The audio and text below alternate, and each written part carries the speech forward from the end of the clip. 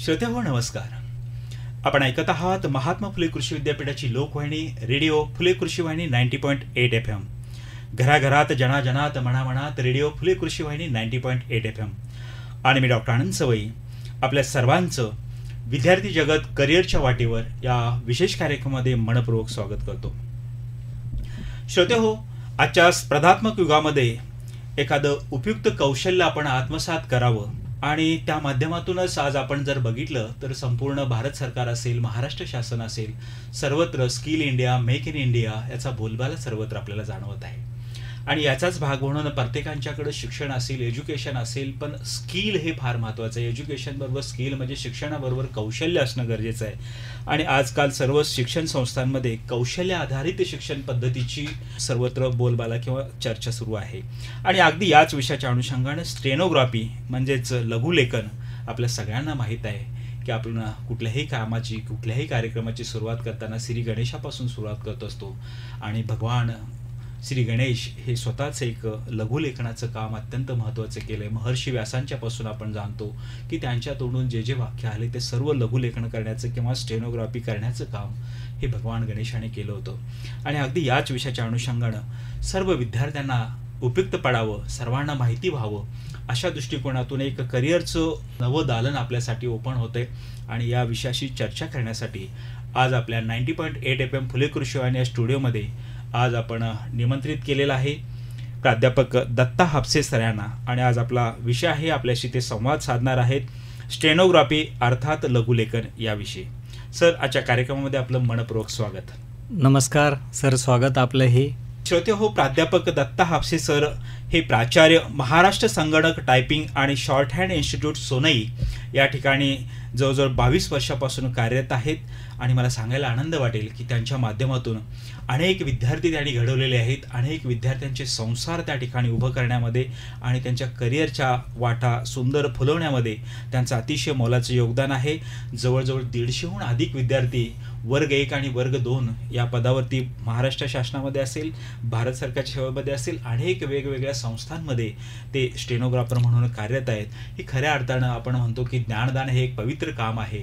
आणि ज्ञानदानाच्या कामातून प्राध्यापक दत्ता हापसे सरांनी अतिशय सुंदर पद्धतीनं हा स्टेनोग्राफीचा सर्व व्यवसाय असेल किंवा हे कौशल्य असेल हे सर्वांच्यापर्यंत पोहोचावं या उदात्त आणि प्रामाणिक भावनेनं ते सातत्यानं कार्यरत आहेत. आणि आज आपल्याशी ते आता चर्चा करत आहेत. सुरुवातीला आपला विषय चालू आहे की स्टेनोग्राफी अर्थात लघुलेखन. आणि या विषयाच्या अनुषंगानं निश्चितपणे सर मला आपल्याला विचारायला आनंद वाटेल की आज बघितलं की स्टेनोग्राफी हे सगळीकडे बघितलं जातं. कुठल्याही ऑफिसमध्ये क्लास 1 ऑफिसर असो, कुणीही असो, की त्या ठिकाणी स्टेनोग्राफर असतात आणि या ठिकाणी स्टेनोग्राफीच्या माध्यमातून काम करत असतात. एक स्टेनोग्राफीचा हा प्रवास आता जवळजवळ बघितलं तर 150हून अधिक विद्यार्थी तुम्ही घडवलेले आहेत. तर ह्या स्टेनोग्राफी या प्रवासाकडे आपण कसा वळालात, आपण काय सांगता येईल नेमकंच? सर्वप्रथम महात्मा फुले कृषी विद्यापीठ राहुरी रेडिओ फुले कृषी वाहिनीच्या सर्व श्रोत्यांना मी दत्ता हापसे, महाराष्ट्र संगणक टायपिंग अँड शॉर्ट हँड इन्स्टिट्यूटचा प्राचार्य, मी आपणा सर्वांना अभिवादन करतो. त्याचप्रमाणे आजच्या या आपल्या फुले कृषी वाहिनीमध्ये मला डॉक्टर आनंद चवई साहेब, प्रभारी अधिकारी रेडिओ 90.8 FMचे, यांनी मला या ठिकाणी बोलून आपल्या विद्यार्थी करिअर कट्टाच्या संदर्भामध्ये मला जी बोलण्याची संधी दिली आणि हा जो लघुलेखनाचा कोर्स आहे याबद्दल बऱ्याच ठिकाणी या लोकांना या कोर्सबद्दल माहिती नाही आहे. आणि ही माहिती नसल्यामुळे आणि याचा प्रचार हा इतर कोर्सप्रमाणे हा आपल्या देशामध्ये झालेला नाही. आणि सर्वप्रथम तुम्ही जो प्रश्न मला विचारलात की तुम्ही या क्षेत्राकडे तुम्ही कसे वळाले, तर प्रथम मी असं सांगेल की आमचे श्री प्रकाश नारायण गागरे हे, त्यांचे वडीलसुद्धा आपल्या महात्मा फुले कृषी विद्यापीठ इथं ते एक मुकादम म्हणून कार्यरत होते. आणि त्यांचा तो चिरंजीव, तर तो या ठिकाणी सुरुवातीला प्रथम त्याने लघुलेखन पूर्ण केलं. आणि त्यांनी मला सांगितलं की मामा तुम्ही या कोर्सकडे वळा, की हा कोर्स असा आहे की हा शाश्वत नोकरी देणारा कोर्स आहे. आणि म्हणून त्यांचं ऐकून मी या कोर्सकडे वळालो. आणि खरोखर मला सांगायला आनंद वाटेल, मी सुद्धा अनेक ठिकाणी शासकीय कार्यालयामध्ये मी सुद्धा म्हणून काम केलेलं आहे. माजी मंत्री अशोकराव पाटील क्रीडा मंत्री होते, त्यावेळेस मी त्यांचा प्रधान म्हणून काम केलं. त्याचप्रमाणे संभाजीनगरला समाज कल्याणची एक शाळा होती, त्या शाळेमध्ये सुद्धा मी लघुलेखक म्हणून काम केलं. आणि त्याचप्रमाणे आपले शिर्डीचं जे साईबाबा संस्थान आहे, या साईबाबा संस्थानमध्ये सुद्धा मी ॲज अ स्टेनोग्राफर म्हणून मी त्या ठिकाणी काम केलं. साईबाबा संस्थानमध्ये काम करत असताना आपल्या जे राज्याचे माजी मुख्य सचिव होते डॉक्टर द.म. सुखथनकर, तर यांचा मी स्वीय सहाय्यक म्हणून सुद्धा मी त्या ठिकाणी काम केलेलं आहे. याचा सुद्धा मला अभिमान वाटतो. आणि या क्षेत्रामध्ये मी इतक्या वरिष्ठ लोकांच्या किंवा या अधिकाऱ्यांच्या हाताखाली काम करत असताना मला जो अनुभव आला, तो अनुभव मी इतरांना शेअर केल्यानंतर मलाही थोडासा अभिमान वाटतच होता. पण आता मी या पोस्टवर पोचल्यामुळे मलाही असं वाटलं की मी ज्या ग्रामीण भागातून आलो, त्या ग्रामीण भागातील विद्यार्थ्यांना, या बळीराजांच्या मुलांना सुद्धा या ठिकाणी हे शिक्षण जर मिळालं तर ती सुद्धा मुलं अतिशय चांगल्या पद्धतीने शिक्षण घेऊन ठिकाणी चांगली पोस्ट ते मिळवू शकतात. आणि म्हणून हा माझा प्रामाणिक प्रयत्न होता. अगदीच श्रोतेहो, खऱ्या अर्थाला 90.8 FM फुले कृषी वाहिनीच्या माध्यमातून प्राध्यापक दत्ता हापसे सर हे आपल्याशी संवाद साधत आहेत. आणि आपल्या सर्वांनाच माहीत आहे की स्टेनोग्राफी हे एक असं कौशल्य आहे की ज्यामुळे तुम्हाला अनेक फायदे मिळू शकतात. आणि आपल्या सर्वांना माहीत आहे की वेळ वाचवणं म्हणजेच जीवन लाभलेलं आहे, हे ब्रीदवाक्य घेऊन इंग्लंडमध्ये सर आयझॅक पिटमन हे इंग्रजी भाषेचे एक शिक्षक होते आणि ज्यांनी लघुलेखनाची सर्वात जास्त वापरली जाणारी प्रणाली ही त्यांनी विकसित केलेली आहे की जी आता पिटमन शॉर्ट हँड म्हणून सुद्धा ओळखली जाते. अशा पद्धतीनं या शॉर्ट हँडलाच म्हणजेच लघुलेखनाला सुरुवात झालेली आहे. तर हापसे सर, आमच्या सर्व श्रोत्यांच्यासाठी महत्त्वाचं आहे की नेमकंच जर शॉर्ट हँडचा जर कोर्स करायचा असेल त्यांना, तर नेमकं काय शैक्षणिक पार्श्वभूमी त्या विद्यार्थ्यांना असणं अपेक्षित आहे? हो, नक्कीच सर. यासाठी लघुलेखन हा जर कोर्स करायचा असेल तर अनेक पालकांच्या मनामध्ये शंका निर्माण होते की आपला पाल्य हा 10वी पास झाल्यानंतर पुढे काय, आणि पुढे कुठल्या क्षेत्रामध्ये गेल्यानंतर त्याला रोजगाराची संधी आहे, किंवा त्याला कुठल्या इंजिनिअरिंगमध्ये टाकावं, त्याला कुठे मेडिकलमध्ये टाकावं. अनेक प्रकारच्या कल्पना किंवा संकल्पना ह्या पालकांच्या मनामध्ये असतात. पण मी असं नक्की सांगू शकतो की हा लघुलेखन हा कोर्स जो आहे, हा कोर्स त्याची जाहिरात कुठे नसल्यामुळे, म्हणजे जाहिरात होत नसल्यामुळे किंवा या कोर्सबद्दल माहिती नसल्यामुळे या कोर्सकडे ठिकाणी ग्रामीण भागातील मुलंही किंवा शहरी भागातली मुलंही सुद्धा याकडे वळत नाही. पण विद्यार्थी मित्रांनो, मला सांगायला खूप आनंद वाटतो की ह्या लघुलेखनाचा कोर्स केल्यानंतर तुम्ही 12वी जरी पास झाले तर तुम्हाला मंत्रालयासारख्या ठिकाणी तुम्हाला उच्च पदस्थ वर्ग 2 किंवा वर्ग 1 मध्ये तुम्हाला काम करता येतं.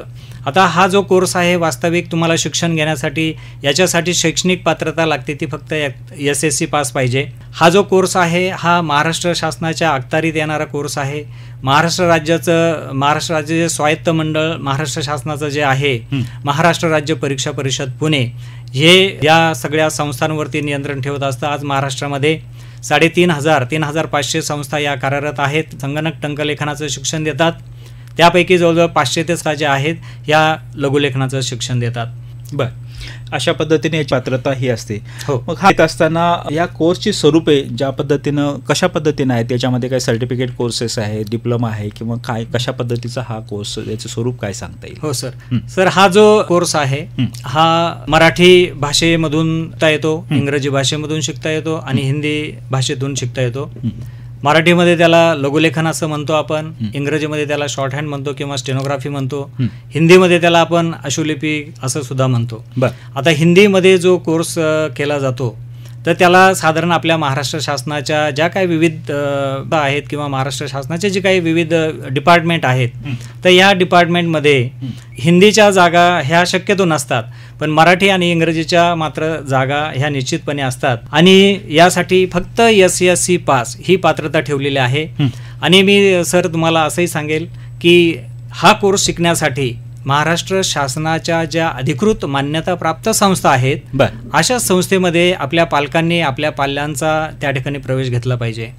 आता कुणीही येऊन कुठेही लेखनाचं थोडंसं तोटकं ज्ञान जरी असेल तर ती लोक त्या ठिकाणी चुकीचं मार्गदर्शन मुलांना करत असतात आणि ऐनवेळेस परीक्षा तोंडावर आले की मग मान्यता नसल्यामुळे तर त्या मुलांचं किंवा त्या विद्यार्थ्यांचं नुकसान होतं. म्हणून मी असं आवाहन करेल की ज्या संस्थांना शासनाची मान्यता आहे तर त्या ठिकाणी शासनाने त्यांना ई प्रमाणपत्र हे प्रदान केलेलं आहे, ते ई प्रमाणपत्र पाहूनच आपल्या पाल्याला त्या ठिकाणी प्रवेश द्यावा. अगदीच सर, आपण सांगितलं की एखादी संस्था असेल तर त्या ठिकाणी ती मान्यताप्राप्त संस्था असणं गरजेचे आहे किंवा त्या संस्थेची प्रतिष्ठा देखील फार महत्त्वाची असते.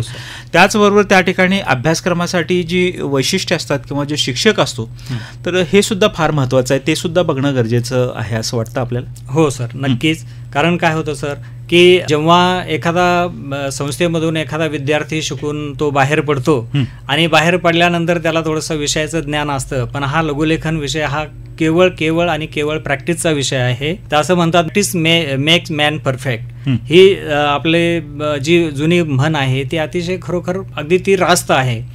कारण या ठिकाणी आता मला या क्षेत्रामध्ये काम करत असताना 20 ते 22 वर्षापासून माझा या क्षेत्राशी घनिष्ठ संबंध आहे आणि मला असं वाटतं की मी अजूनही विद्यार्थीच आहे. कारण हे ज्ञान इतकं खोल आहे की जेवढं आपण विद्यार्थ्यांना ते देत जाऊ तेवढं ते आपल्याला असं वाटतं की हे ज्ञान कमीच आहे.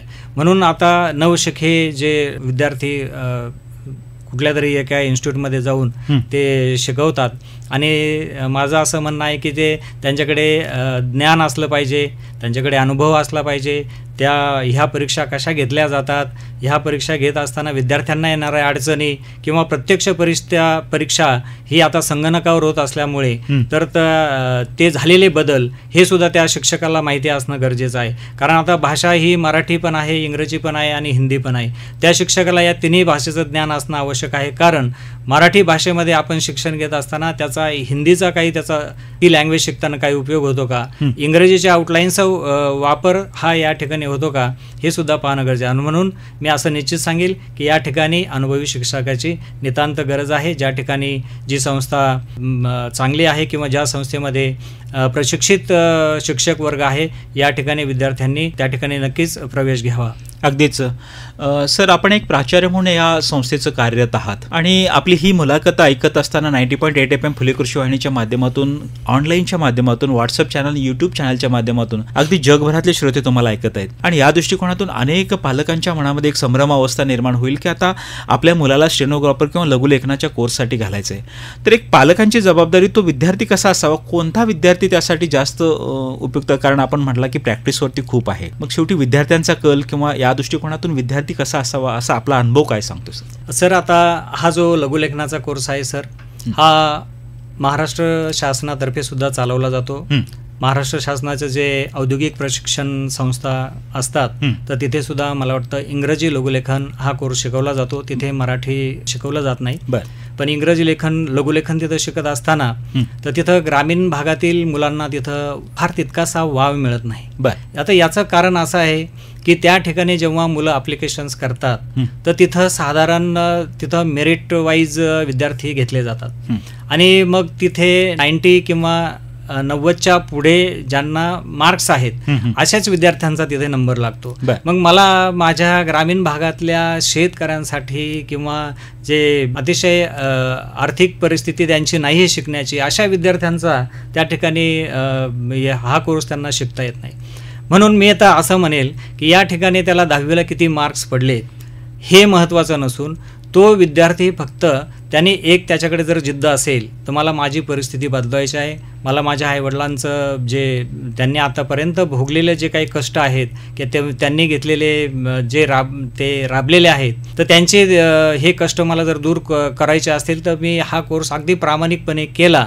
फक्त याच्यासाठी विशिष्ट गुण किंवा विशिष्ट पात्रता आपल्या अंगी असणं, आता मी असं म्हणेल की आज मेहनत करणं हे सगळेच मेहनत करतात, पण आज आपल्याकडे कठीण परिश्रम घेण्याची आपल्याकडे पात्रता जर ज्या विद्यार्थ्याकडे असेल तर मग भला तो विद्यार्थी त्याला 40% जरी असतील आणि त्याला भाषेचं जर चांगलं ज्ञान असेल तर तो विद्यार्थीही हा कोर्स अवश्य नक्कीच करू शकतो. अगदीच श्रोतेहो, खऱ्या अर्थाने योग्य प्रशिक्षण, कौशल्य आणि कठोर परिश्रम याला तोडच नाही आणि याद्वारे आपण यशस्वी होऊ शकता हेच आपल्याला सरांनी या ठिकाणी सांगितलंय. सर, आपली मुलाखत ऐकल्यानंतर काही विद्यार्थी ग्रॅज्युएशन झाले असतील आणि त्यांच्या हातामध्ये कुठलं करिअरची संधी नसेल आणि त्यांना जर वाटत असेल की अशा पद्धतीचा कोर्स आपण करू शकतो आणि यातनं आपलं करिअर घडू शकतो, अशी काही उदाहरणं आहेत? हो, नक्कीच आहेत सर.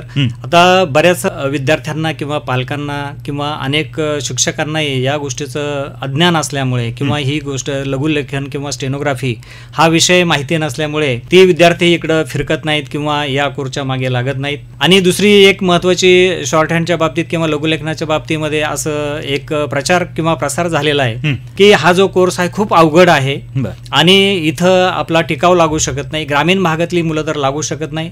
आज माझी संस्था एका ग्रामीण भागात आहेत आणि आत्ताच सरांनी माझं खूप अभिनंदन केलं की तुमच्यासारख्या ग्रामीण भागात सोनाईसारख्या ठिकाणीमध्ये येऊन तुम्ही आज 150 विद्यार्थी आज आपले महाराष्ट्र शासनाच्या विविध डिपार्टमेंटमध्ये मंत्रालय असेल, कोर्ट असेल, नगररचना असेल, जलसंपदा असेल, त्यानंतर महानगरपालिका असेल, नगर रचना व मूल्य निर्धारण असेल, तुमची महात्मा फुले पुणे युनिव्हर्सिटी असेल, अनेक विविध डिपार्टमेंटमध्ये आपले विद्यार्थी कार्यरत आहेत. तर मुलांनो, हे करत असताना ही जी आपली लघुलेखनाची हा जो कोर्स आहे, हा कोर्स सर्वसामान्य मुलांना सुद्धा शिकणं हे गरजेचं आहे. आता मी असं म्हणेल की जो ग्रॅज्युएट जर झालेला असेल विद्यार्थी, तर आज नोकरीसाठी ओपनसाठी मला वाटतं 33 वर्ष त्याची वयोमर्यादा आहे. आणि जे कॅटेगरीमध्ये येतात किंवा जे ओबीसी असतील किंवा इतर कॅटेगरीमध्ये त्यांना वेगळी 3 वर्षाची किंवा 5 वर्षाची त्यांना जास्त मुदत दिली जाते. तर ग्रॅज्युएशन नंतर सुद्धा हा कोर्स नक्की करता येईल, कारण हे विद्यार्थी मॅच्युअर्ड झालेले असतात. त्यांना भाषेचं चांगलं ज्ञान असतं, इंग्रजी भाषा त्यांना चांगली अवगत असते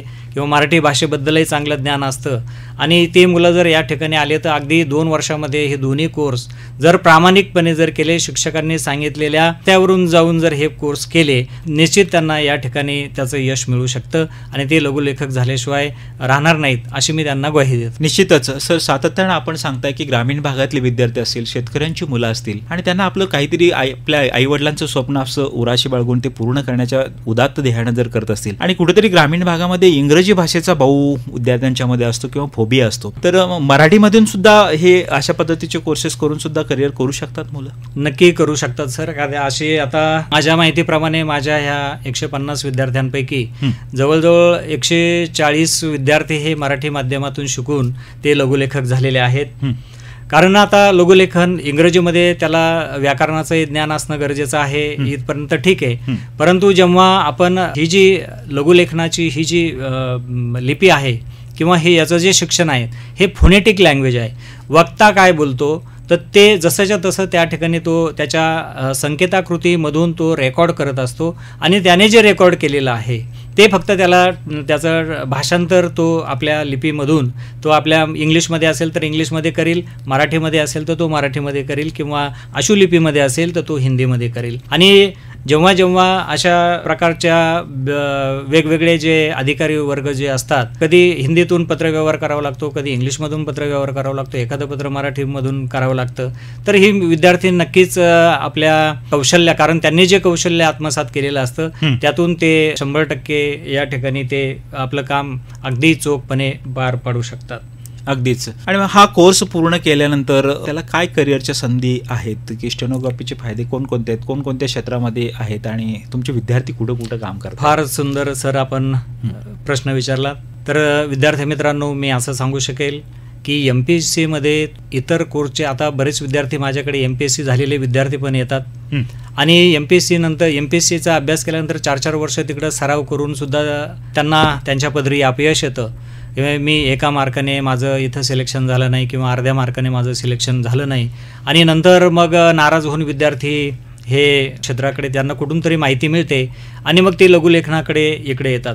पण मी नक्कीच असं म्हणेल की जर प्रामाणिकपणे अगदी कुठल्याही प्रकारचा मनामध्ये संदेह न ठेवता, अगदी जसं ईश्वराला जर प्राप्त करायचं असेल तर त्याला पूर्ण समर्पण आवश्यक असतं, त्या पद्धतीने त्याने जर इथं जर झोकून देऊन 2 वर्ष जर सराव व्यवस्थित केला तर मी खात्री देऊन सांगतो की तो क्लास 1 किंवा क्लास 2 झाल्याशिवाय तो राहणार नाही.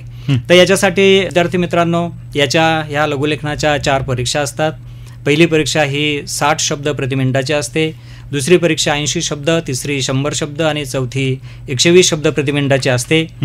आपल्याला पहिली जी 60 शब्द प्रति मिनिटाची परीक्षा पास झाल्याशिवाय पुढच्या परीक्षा देता येत नाहीत. आणि ह्या परीक्षा पास झाल्यानंतर महाराष्ट्र शासनाच्या विविध डिपार्टमेंटमध्ये, मग ते महाराष्ट्र शासनाचं मंत्रालय असेल, उच्च न्यायालय असेल, जिल्हा न्यायालय असतील, जिल्हाधिकारी कार्यालय असतील, नगरपालिका असतील, नगर परिषदा असतील, महाराष्ट्र औद्योगिक महामंडळ म्हणजे MIDC असेल, शासकीय महाविद्यालय असतील, कृषी महाविद्यालय असेल, जलसंपदा विभाग, कृषी विभाग, विद्यापीठे, कारागृह विभाग, आरोग्य विभाग, वैद्यकीय शिक्षण विभाग, वन विभाग, सहकार विभाग, दुय्यम न्यायालये यासारखे महाराष्ट्र शासनाच्या अनेक विभागामध्ये या लघुलेखक पदाच्या संधी आज उपलब्ध आहेत. विद्यार्थी मित्रांनो, तुम्ही एकदा लघुलेखक झाल्यानंतर तुमचं कामकाज काय असेल या संदर्भामध्ये मी थोडक्यात तुम्हाला सांगू इच्छितो.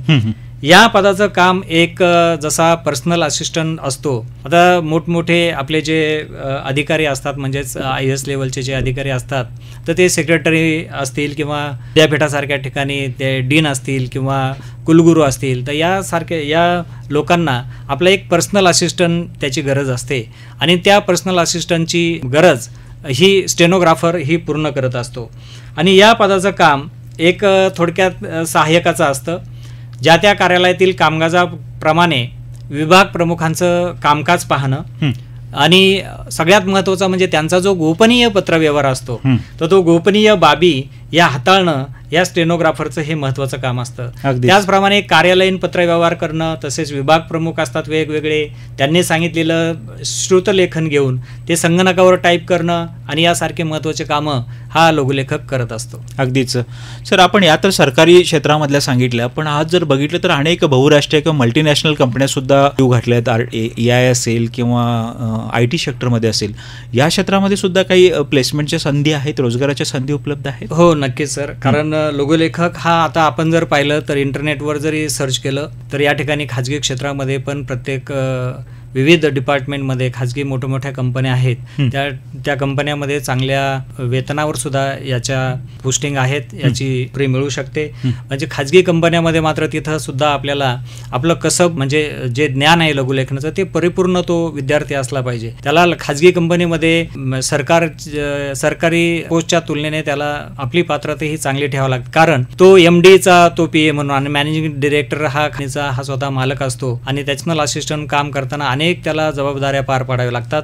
आणि नक्कीच तो जर अतिशय उत्तम लघुलेखक जर झाला तर तो खाजगी कंपनीमध्ये सुद्धा आपलं करिअर हा निश्चितपणे चांगलं करू शकतो. अगदीच श्रोते हो, खऱ्या अर्थानं 90.8 FM फुले कृषी वाहिनीच्या माध्यमातून आज आपला विषय सुरू आहे स्टेनोग्राफी, आणि आपल्याशी संवाद साधता आहेत प्राध्यापक दत्ता हापसे सर, प्राचार्य महाराष्ट्र संगणक typing and shorthand institute Sonai. आपल्या मनामध्ये ही मुलाखत ऐकून आपल्याही मनामध्ये काही शंका असतील, काही प्रश्न असतील, आपल्यालाही या सरांची काही चर्चा करायचं असेल तर निश्चित आपण त्यांच्याशी संपर्क साधू शकता. त्यासाठी मी त्यांचा संपर्क क्रमांक देत आहे, तो आपण टिपून घ्यायचा आहे 9767064111. मी पुन्हा एकदा त्यांचा संपर्क क्रमांक सांगतो 9767064111. तर जरूर आपण प्राध्यापक दत्ता हापसे सर, प्राचार्य महाराष्ट्र संगणक typing and shorthand institute Sonai यांच्याशी आपण संपर्क साधू शकता. आणि जवळजवळ 22 वर्षाचा प्रदीर्घ अनुभव त्यांच्या पाठीशी आहे आणि 150हून अधिक विद्यार्थी क्लास 1 आणि क्लास 2 घडवण्यामध्ये आणि फार मोठं असं मोलाचं काम या ठिकाणी केलेलं आहे. या माध्यमातून आपल्याही पाल्यांना, अनेक पालक आपण ऐकत असाल तर आपल्याही पाल्यांना आणि अनेक विद्यार्थी ऐकत असाल, कारण आपला विद्यार्थी जगत करिअरच्या वाटेवरती या कार्यक्रमाच्या माध्यमातून आज आपल्याशी ते संवाद साधत आहेत. तर निश्चित आपण त्यांच्याशी संपर्क साधून आपल्याही मनात काही शंका असतील, काही प्रश्न असतील तर त्यांची आपण त्या ठिकाणी सोडवणूक करून घेऊ शकता.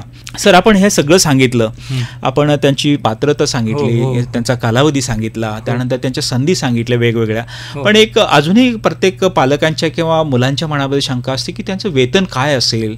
वेतनाची निश्चिती सर्वसाधारण आपण 150हून अधिक अधिकारी घडवण्यामध्ये आपला हातखंडा आहे, तर काय सांगता येईल सर? नक्कीच सर, हा तर अगदी कळीचा मुद्दा तुम्ही या ठिकाणी विचारलेला आहे. सर, तसं जर बघितलं तर हा जो लघुलेखनाचा कोर्स आहे, अगदी मी सुरुवातीलाही बोललो की हा शाश्वत नोकरी देणारा कोर्स आहे. आणि एकदा विद्यार्थी का या जॉबवर जॉईन झाला की साधारण त्याला वेतन श्रेणी चांगली मिळते. कारण तो आता आपल्या या लघुलेखनामध्ये विविध प्रकारच्या पोस्ट आहेत. जर तो 80 पास झाला तर त्याला लघु टंकलेखक म्हणजेच त्याला आपण स्टेनोटायपिस्ट म्हणतो. त्याच्यानंतर तो जर 100ची परीक्षा पास झाला तर त्याला शासनाच्या निम्न श्रेणी लघुलेखक, त्याला आपण ज्युनियर स्टेनोग्राफर किंवा लोअर ग्रेड स्टेनोग्राफर असं म्हणतो. त्याच्यानंतर जर 26च्या परीक्षेमध्ये जर पास झाला, म्हणजे शासनाच्या जी परीक्षा शासन घेते हं. त्यामध्ये जर तो पास झाला तर तो वरिष्ठ लघुलेखक किंवा त्याला हायर ग्रेड स्टेनोग्राफर ही पोस्ट तो अचीव करू शकतो. आणि जर तो अजून एक पोस्ट आहे याच्यावरची की प्रतिवेदकची पोस्ट आहे, त्याला रिपोर्टर असं म्हणतो, ही वर्ग 1 ची पोस्ट आहे, क्लास 1 ची पोस्ट आहे. ही फक्त आपल्या विधान भवन सचिवालय मुंबई इथं असते. ती राजपत्रित अधिकारीची पोस्ट आहे. मुलांनो, मी आता या सरांनी विचारलेल्या प्रश्नाचं उत्तर देत असताना मी तुम्हाला एक कदाचित आश्चर्य वाटेल की या पदांचं खरोखर एवढं वेतन असतं का. तर पहिली जी आपली लघु टंकलेखकाची जी पोस्ट आहे तर त्या लघुलेखक टंकलेखकाच्या पोस्टचा पगार जो आहे तर तो साधारण त्याचं बेसिक जे असतं ते 29,800 ते 60,116 हे बेसिक असतं. आणि साधारण लोअर ग्रेड स्टेनोग्राफर म्हणजेच तो जर झाला तर त्याच्यासाठी त्याला वेतन एकूण 85,000पर्यंत त्याचं वेतन जातं. आता लघु टंकलेखकाचे बेसिक सांगितलं मी तुम्हाला 29,800 ते 60,816. निम्न श्रेणी लघुलेखक त्याची वरची पोस्ट आहे, वर्ग 2 ची पोस्ट आहे. ही मंत्रालयामध्ये आहेत, विविध प्रशासनाच्या विविध डिपार्टमेंटमध्ये आहे. त्यांचं बेसिक असतं 41,800 ते 1,32,300. म्हणजे त्याचं जर वेतन श्रेणी बेसिक 41,800, त्याला घर भाडं मिळतं 11,286, त्याला महागाई भत्ता मिळतो 20,900, ट्रॅव्हलिंग अलाउन्स मिळतो 2,700, टी अलाउन्स मिळतो 300 आणि DCPS हा शासन देतं तो 8,778. असा एकूण मिळून त्याला जवळजवळ लोअर ग्रेडला 85,764 इतका पगार आहे. त्याच नंतरची जी उच्च श्रेणी लघुलेखका वर्ग 2 चीच पोस्ट आहे, त्याला आपण हायर ग्रेड स्टेनोग्राफर असं म्हणतो. याच्यामध्ये S15 ही त्याची कॅटेगरी आहे आणि याचं बेसिक आहे 44,900 ते 1,42,400. याचं बेसिक 44,900. त्याला घर भाडं त्यात मिळवलं तर 12,123 मिळतं. त्याला डिअरनेस महागाई भत्ता मिळतो 22,450. त्याचा ट्रॅव्हलिंग अलाउन्स 2,700 रुपये मिळतं. सिटी अलाउन्स मिळतो त्याला 300 आणि DCPS शासन देतं त्याला 9,423. असा 91,902 इतका या लघुलेखकावर आहे. मुलांनो, एवढ्यावरच शासन थांबत नाहीत. शासन तुम्हाला हे पेमेंट देण्यासाठी तयार आहेत. फक्त या प्रकारची जाहिरात किंवा या प्रकारची मुलंही त्यांना मिळणं गरजेचं असतं. कारण याच्या पुढची पोस्ट आहे मुलांनो प्रतिवेदकाची. या प्रतिवेदकाला म्हणतात रिपोर्टर. ही आहे वर्ग 1 ची पोस्ट, राजपत्रित अधिकाऱ्याची पोस्ट आहे. ही पोस्ट असते विधान भवन सचिवालय मुंबई येथे. याची वेतन श्रेणी आहे मुलांनो 56,100 ते 1,77,500 आणि ही आहे कॅटेगरी याची S20. याचं बेसिक आहे मुलांनो 56,100. घरभाडं आहे 15,147. त्याच्यावर DA मिळतो 28,050. ट्रॅव्हलिंग अलाउन्स मिळतो 5,400. सिटी अलाउन्स 300 आणि DCPS 11,781. मुलांनो, या प्रतिवेदकाचा पगार बसतो 1,16,778. तर मुलांनो, तुम्हाला असं वाटत असेल की याच्यावर अजून काही पोस्ट आहे का? नक्कीच पोस्ट आहे मुलांनो. याच्यानंतरची पोस्ट आहे ती आहे स्वीय सहाय्यकाची. ती आहे पर्सनल असिस्टंट. ही पोस्ट असते वर्ग 1 ची. ही सुद्धा राजपत्रित अधिकाऱ्याची पोस्ट आहे. त्याच्यासाठी विशिष्ट ड्रेस कोड आहेत. विविध प्रकारच्या उच्च न्यायालयाचे जे न्यायाधीश असतात त्यांचा पर्सनल असिस्टंट म्हणून हे विद्यार्थी अगदी आपल्या दिमाखाने त्या ठिकाणी काम करतात. यांचं बेसिक आहे 67,700 ते 2,07,700 आणि यांचा जो पगार जातो सगळं DA वगैरे जर केलं तर 1,43,000च्या आसपास ह्या विद्यार्थ्यांचा पगार जातो. आणि ही जी वरील ज्या वेतन श्रेण्या आहेत, आता जी आपण मगाशी प्रतिवेदकाची जी वेतन श्रेणी पाहिली मुलांना, तुम्हाला सुद्धा खोटं वाटेल तर ही जी उपजिल्हाधिकारी असतात, मंत्रालयामध्ये कक्ष अधिकारी असतात, या पदांच्या समकक्ष ही वेतन श्रेणी आहे. म्हणजे आपल्याला नक्कीच या ठिकाणी तुम्हाला माहिती असेल की ही पदं MPSC द्वारे ही राज्यसेवेतून भरली जातात. त्यांचं बेसिक आणि यांचं बेसिक हे अगदी सारखं आहे.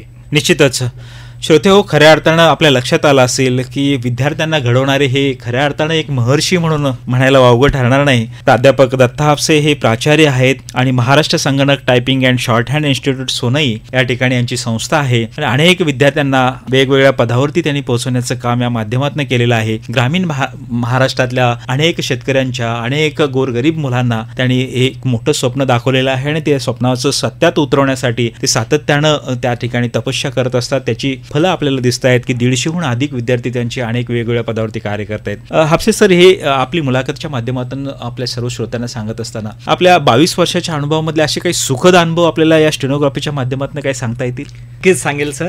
कारण अशी माझ्याकडे मला तर हे वाटतंय की ईश्वराने काहीतरी आपल्याला ही विशिष्ट प्रकारची देणगी दिलेली आहे आणि आमचे जे आध्यात्मिक गुरु आहेत त्या गुरुचा निश्चितच माझ्यावर अशा कृपेचा काहीतरी वेगळा आशीर्वाद असल्याशिवाय मी हे कार्य करू शकत नाही. कारण सर मला नक्कीच असं वाटतं की मी एक ग्रामीण भागातला असून आज ह्या ग्रामीण आता ही सगळी जी मुलं आहेत ना सर, ही सगळी ग्रामीण भागातील अगदी खेडोपाडी अगदी वाड्या वस्त्यावरची मुलं आहेत की ज्यांच्या तोंडावरची माशी उठणार नाही अशा प्रकारची मुलं आज मंत्रालयासारख्या ठिकाणी किंवा विविध प्रकारच्या शासकीय कार्यालयामध्ये आज ती मोठ्या दिमाखानं काम करत आहेत. आणि आज स्वतः सगळ्यांचे गाड्या बंगले सगळ्यांचे व्यवस्थितपणे शेत्या घर त्यांनी त्या ठिकाणी सावरलेलं आहे. आणि आपलं जे कौटुंबिक वातावरण आहे हे नक्कीच उच्च त्यांनी बनवलेलं आहे. तर असे अनेक मला या ठिकाणी अनुभव मला सांगता येतील.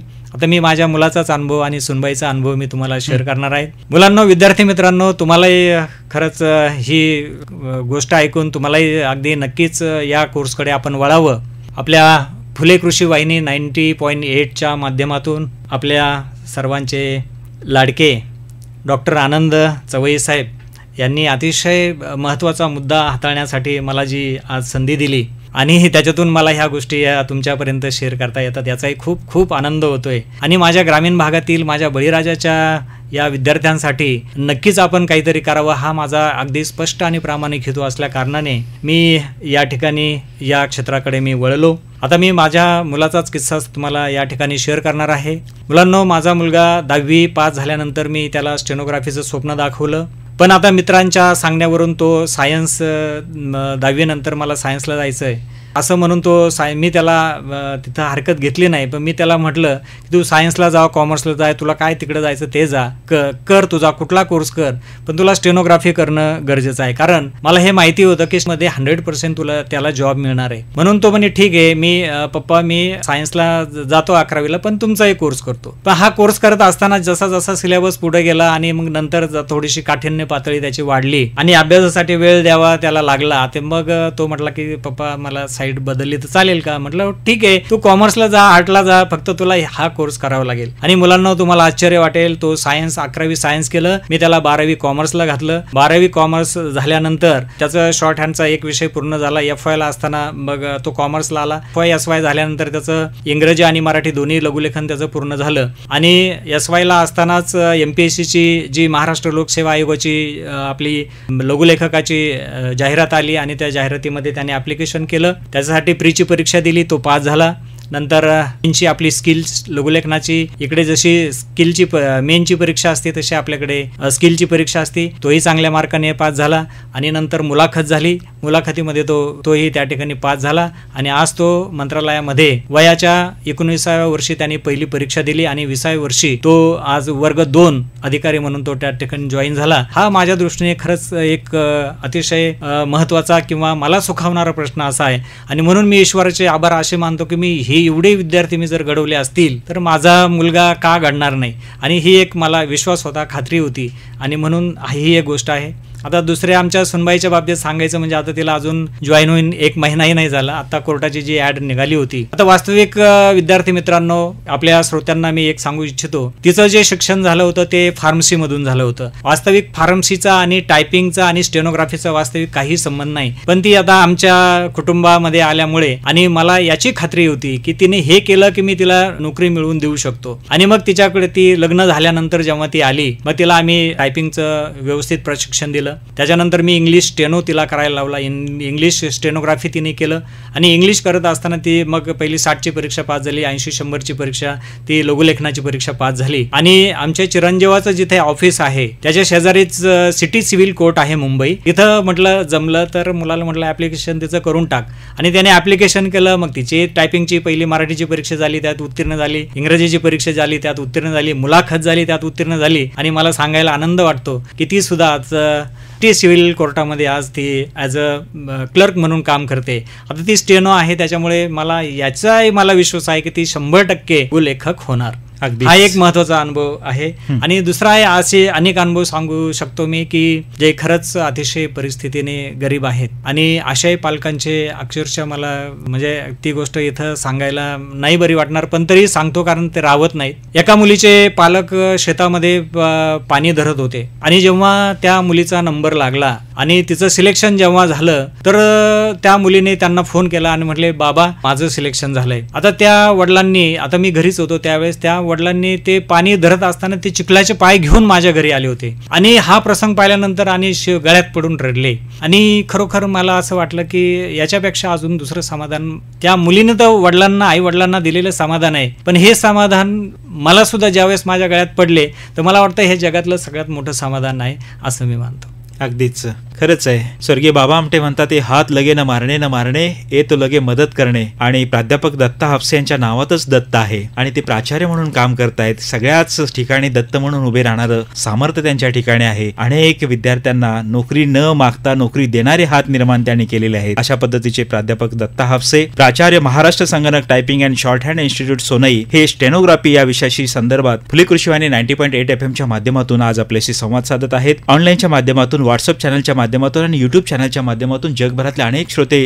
प्राध्यापक दत्ता हापसे सर यांना ऐकत असतील. सर, या स्टेनोग्राफीच्या माध्यमातून तुम्ही अनेक अनुभव सांगितले, सुखद आठवणी सांगितल्या. नुकताच तुम्ही एक गेट टुगेदर कार्यक्रम या स्टेनोग्राफीतून संपन्न झालेल्या विद्यार्थी, पास आउट झालेले माजी विद्यार्थ्यांचा एक गेट टुगेदरचा कार्यक्रम केला होता. तो अनुभव कसा होता? हो सर, हा जो अनुभव अगदी खरंच सुखद होता, सुखद धक्का देणारा होता आणि आश्चर्य वाटणारा सुद्धा होता. कारण ही जी कार्यक्रमाची जी कल्पना होती मुळात माझी नव्हतीच. कारण जुने जे विद्यार्थी होते की जे आता ज्या विद्यार्थ्यांना जॉईन होऊन 15 वर्ष झाले, 20 वर्ष झाले, आता हे जुने विद्यार्थी आज जरा प्रौढ झालेले विद्यार्थी आणि त्यांचा आणि माझा पण हे एक महत्त्वाचं आहे की जो पहिला विद्यार्थी आणि शेवटचा विद्यार्थी या सर्व विद्यार्थ्यांची नाळ ही माझ्या संस्थेची जोडलेली आहे. आता ही माझ्या संस्थेची नाळ जोडलेली असल्या कारणाने हे विद्यार्थी कायम माझ्या संपर्कात असतात. आणि सुरुवातीचे जे विद्यार्थी आहेत ते सगळ्या विद्यार्थ्यांनी एक विचार केला, त्यांचा एक आमचा एक ग्रुप आहे, व्हॉट्सअपचा ग्रुप तयार केलेला आम्ही आहे. आणि त्या ग्रुपमधून एका विद्यार्थ्याने एक कमेंट टाकली की आता सोशल मीडियाच्या माध्यमावर कुणी नोकरीला लागला की तो सोशल माध्यमामध्ये येणार आणि त्या विद्यार्थ्याची जाहिरात सगळीकडे होणार.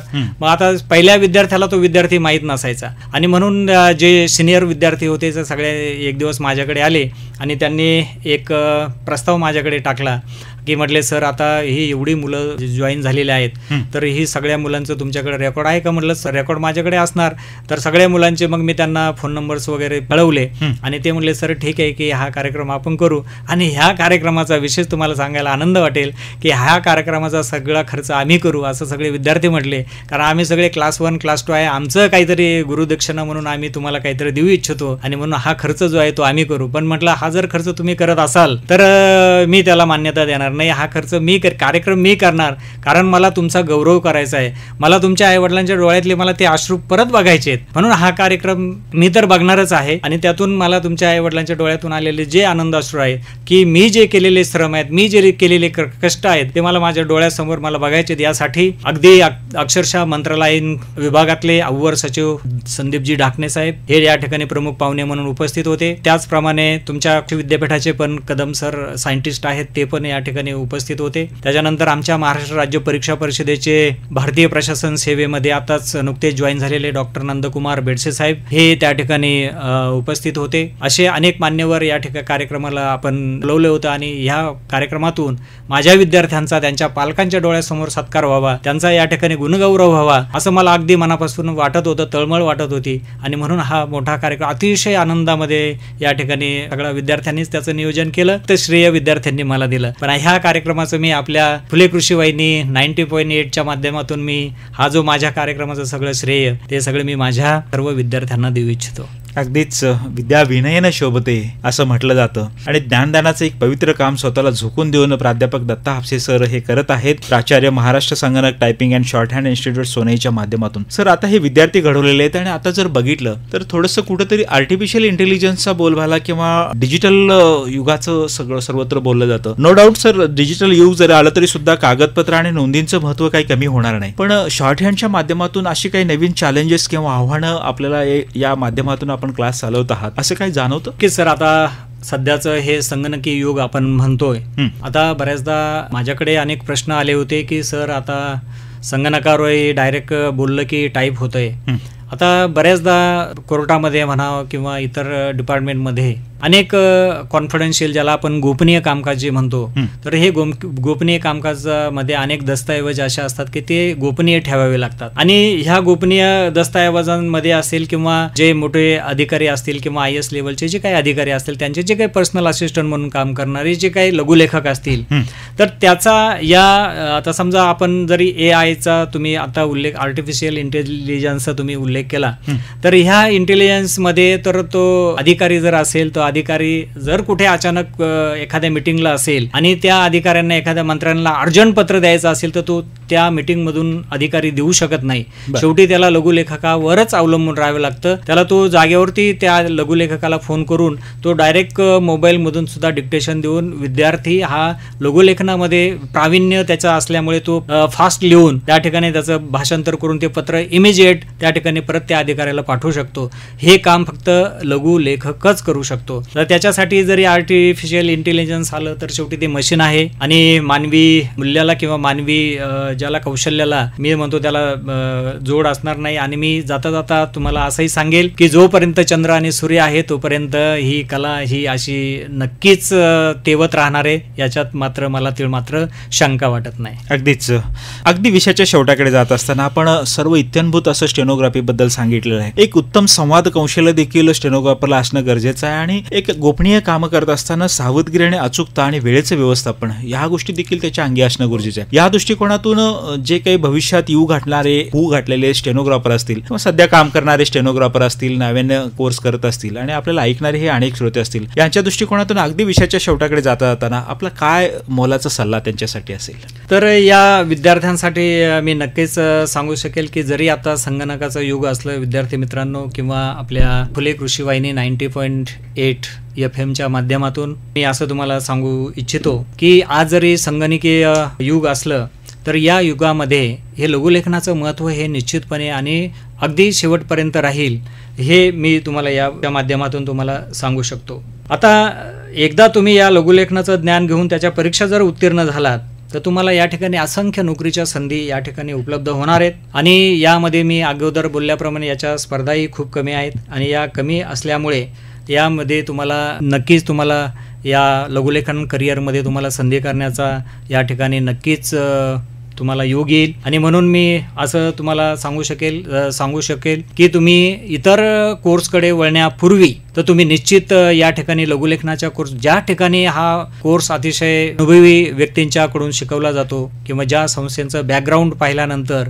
या संस्थेची मागची विद्यार्थी पास होण्याची संख्या असते ती पाहिल्यानंतर किंवा या संस्थेचे किती विद्यार्थी आज शासकीय सेवेमध्ये आहेत, या ठिकाणी तुम्ही जर त्याचा अनुभव घेतला किंवा त्या ठिकाणी तुम्ही जर माहिती घेतली तर निश्चित अशा संस्थांमध्ये तुम्ही प्रवेश जर घेतलात तर तुम्हाला लघुलेखनामध्ये मित्र नक्कीच असं म्हणेल की तुम्हाला करिअर करायला काही हरकत नाही आणि निश्चित तुम्ही लघुलेखक बनू शकाल. कारण इतर जागेच्या मानाने या जागेला खूप कमी स्पर्धा आहेत. आणि खरोखर अगदी पुन्हा एकदा मी असं सांगतो, माझ्या या कार्यक्रमाच्या माध्यमातून 2दा-3दा माझ्याकडून शब्द निघाला असेल की आपण ग्रामीण भागातले आहोत आणि ग्रामीण भागातल्या या बळीराजासाठी, कारण आयुष्यभर राबण्यात त्याचं आयुष्य जातं आणि त्याच्या आयुष्याचं कुठंतरी चीज व्हावं, आपल्या आईवडिलांच्या आयुष्याचं कुठंतरी चीज व्हावं, त्यांच्या डोळ्यातले आनंदाश्रू पाहावेत, म्हणून आपण जर या क्षेत्राकडे जर वळालो तर नक्कीच तुम्ही या ठिकाणी एक चांगला लघुलेखक, एक चांगला शासकीय कर्मचारी आणि चांगले शासकीय अधिकारी झाल्याशिवाय तुम्ही राहणार नाही. अगदीच सर, मुलींच्या बाबतीमध्ये काय? तर नक्कीच हा प्रश्न आहे. आता तसं जर बघितलं तर मुलींच्या दृष्टिकोनातून हा अतिशय सेफ कोर्स आहे. कारण यामधून आता जे मी तुम्हाला 150 जे आपले विद्यार्थ्यांच्या बद्दल तुम्हाला मी सांगितलं, तर त्याच्यामध्ये साधारण जर आपण रेशो जर बघितला तर या 150 मधील जास्तीत जास्त फक्त 15 ते 20 मुलीच फक्त या ठिकाणी कार्यरत आहे. याचं कारण असं आहे की आपण मुळात ग्रामीण भागातले असल्यानंतर आपल्याकडे लवकर लग्न करण्याची प्रथा आहे आणि मुलगी एकदा ग्रॅज्युएशन झाली, ठीक आहे, आता 12वी पर्यंत कुणी शिकवतं, पण ग्रॅज्युएशन झालं की मुलींचं शुभमंगल सावधान करावं अशी प्रत्येक पालकाची इच्छा असते की मुलींनी शिकावं आता या आधुनिक युगामध्ये आता सगळीकडे आपण ज्याला म्हणतो आधुनिक युग, आणि या युगामध्ये जर मुलींनी शिकलं नाही, मोठं जर झालं नाही, तर ही खरंच हीच थोडीशी चुकीची गोष्ट वाटते. म्हणून मुलींसाठी मी असं नक्कीच म्हणेल की मुलींनो, की तुम्ही आपल्या पालकांना सांगा की ह्या कोर्सबद्दल थोडीशी माहिती घ्या, आणि तुम्ही जिथं असाल तर तिथून हा कोर्स शिकायला हरकत नाहीये. कारण याचं कारण असं आहे की ह्या कोर्समध्ये जी शाश्वती आहे ती मला वाटतं इतर कोर्सपेक्षा नक्कीच या कोर्समध्ये चांगली शाश्वती आहे, आणि मुलींच्या दृष्टीने हा कोर्स अतिशय तुम्हाला काय म्हणतो त्याला सेफ कोर्स आहे. अगदीच श्रोतेहो, खऱ्या अर्थानं अतिशय मनापासून अगदी हृदयाच्या भावनेपासून सर्व विद्यार्थ्यांना आणि सर्व पालकांना एक साथ घालण्याची उमेद प्राध्यापक दत्ता हापसे यांच्या आवाजातून आहे, आणि अगदी तोच प्रामाणिक आवाज तुमच्यापर्यंत पोहोचवण्याचं काम महात्मा फुले कृषी विद्यापीठाच्या फुले कृषी वाहिनीच्या माध्यमातून आज स्टेनोग्राफी अर्थात लघुलेखन या माध्यमातून आपण करत आहोत. आपल्याशी संवाद साधत आहेत प्राध्यापक दत्ता हापसे सर, प्राचार्य, महाराष्ट्र संगणक typing and shorthand institute Sonai. आपल्या मनामध्ये अजूनही काही शंका असतील, अजूनही काही प्रश्न असतील तर निश्चितपणे आपण त्यांच्याशी संवाद साधू शकता. त्यासाठी मी त्यांचा संपर्क क्रमांक देत आहे 97 67 06 41 11. मी पुन्हा एकदा त्यांचा संपर्क क्रमांक सांगतोय 9767 064111. तर निश्चितपणे आपण सरांशी संपर्क साधू शकता आणि आपल्या मनातल्या शंकांचं निरसन त्या ठिकाणी करू शकता. सर, अगदी विषयाच्या शेवटाकडे जात असताना आज सगळीकडे बघितलं जातं तर सोशल मीडियाचं किंवा ऑनलाईन डिस्टन्स एज्युकेशनचं सगळीकडे प्रमाण वाढत आहे, आणि या माध्यमातून हा कोर्स ऑनलाईन सुद्धा उपलब्ध आहे. हो, आता हा कोर्स जो आहे तर तसं शासनाची याला मान्यता नाहीये, परंतु ऑनलाईन पण विद्यार्थी या ठिकाणी तो शिकू शकतो. कारण आता ऑनलाईनचा जमाना आहे, संगणकीय युग आहे, म्हणून विद्यार्थ्यांना या ठिकाणी ऑनलाईन शिकण्याची सुद्धा संधी या इन्स्टिट्यूटमध्ये उपलब्ध आहे. म्हणून ज्या विद्यार्थ्यांना ऑनलाईन सुद्धा कोर्स करू शकण्याची त्यांची जर इच्छा असेल तर ते ऑनलाईन सुद्धा करू शकतात. अगदी मराठी, हिंदी, इंग्लिश तिन्ही विषय हे ऑनलाईन करू शकतात. अगदीच सर, बऱ्याच वेळापासून आमच्या श्रोत्यांसाठी स्टेनोग्राफी अर्थात लघुलेखन याविषयी आपण इत्थंभूत अशी माहिती सांगितलेली आहे, आणि आपण श्रोत्यांना आपला संपर्क क्रमांक देखील दिलेला आहे. श्रोतेहो, खऱ्या अर्थानं आपल्याकडे जर चांगल्या प्रकारे टायपिंग अँड शॉर्ट हँड लिहिण्याची जर क्षमता असेल, इंग्रजी मराठी भाषेचं उत्तम ज्ञान असेल आणि संगणक कौशल्य असेल, त्याचबरोबर उत्तम संवाद कौशल्य आणि सावधगिरी, अचूकता आणि वेळेचे व्यवस्थापन आणि कार्यक्षमता या गोष्टी जर स्टेनोग्राफी या कोर्समधनं आपल्याला जर साध्य करता येत असेल तर नक्कीच आपल्याला शाश्वत असं आपल्याला त्या ठिकाणी प्लेसमेंटची सुविधा या कोर्सच्या माध्यमातून आहे. हेच प्राध्यापक दत्ता हापसे सर, प्राचार्य, महाराष्ट्र संगणक typing and shorthand institute Sonai, हे या ठिकाणी त्यांनी अतिशय मनापासून आपल्या सर्व विद्यार्थ्यांना सांगितलेलं आहे. सर, आपण आमच्या स्टुडिओमध्ये आलात आणि अतिशय छान पद्धतीची माहिती आमच्या सर्व श्रोत्यांसाठी दिली. त्यामुळे ऑनलाईनच्या माध्यमातून असेल, व्हॉट्सअप चॅनलच्या माध्यमातून असेल, यूट्यूब चॅनलच्या माध्यमातून आणि 90.8 FM फुले कृषी वाहिनीच्या माध्यमातून ऐकणाऱ्या सर्व श्रोत्यांच्या वतीनं आणि महात्मा फुले कृषी विद्यापीठाच्या वतीनं आपल्याला खूप खूप धन्यवाद, आणि आपल्या भावी निरामय निरोगी आयुष्यासाठी खूप खूप शुभेच्छा. धन्यवाद सर, तुम्ही मला या ठिकाणी बोलून करिअर कट्टाच्या या कार्यक्रमामध्ये मला बोलवलं आणि या लघुलेखन विषयाबद्दलची माहिती देऊन आज मला या ठिकाणी येऊन उपकृत केलं, त्याबद्दल मी आपलाही फुले कृषी वाहिनी 90.8 FM खूप खूप आभारी आहे. धन्यवाद. श्रोतेहो, या ठिकाणी विद्यार्थी जगत करिअरच्या वाटेवर या विशेष कार्यक्रमामध्ये आता थांबण्याची वेळ झाली. मी डॉक्टर आनंद सवई आपल्या सर्वांचा निरोप घेतो. नमस्कार. पुन्हा भेटूया एका नव्या विषयासोबत आणि एका नव्या तज्ज्ञांसोबत. तोपर्यंत नमस्कार. स्टेनोग्राफी अर्थात लघुलेखन याविषयी प्राध्यापक दत्ता हापसे सर, प्राचार्य, महाराष्ट्र संगणक typing and shorthand institute Sonai यांनी दिलेली माहिती आपण ऐकलीत. यासारखेच दर्जेदार कार्यक्रम ऐकण्यासाठी नेहमी ऐकत रहा महात्मा फुले कृषी विद्यापीठाची लोकवाहिनी